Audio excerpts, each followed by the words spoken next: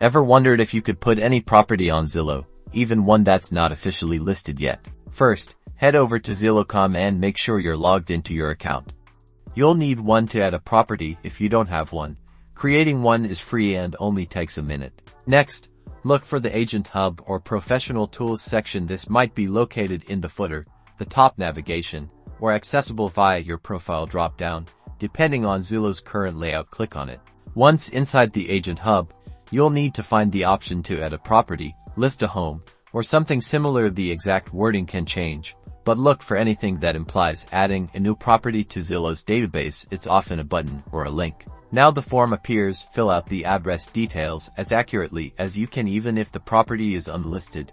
Provide the correct street address, city, state, and zip code. Then, select the property type, such as house, condo, or apartment. Move down the form and fill in the other details: number of bedrooms and bathrooms, square footage, lot size, and any other relevant information. The more details you provide, the better. There is also a description box where you can type in a short summary of the property. Set the listing status. Since this is an unlisted property, you'll probably want to choose not for sale or make me move, depending on your purpose and Zillow's options. You'll also be asked about price, even if it is not for sale, so input the property's estimated worth. Upload at least one photo to make your listing more credible. If you don't have actual photos, you can use a placeholder image or a picture of the surrounding area. This step is crucial for making your listing look legitimate. Finally, review all the information you've entered to ensure accuracy. Once you're satisfied, click the Submit or Publish button. Zillow may take some time to review your listing before it goes live. That's all there is to it.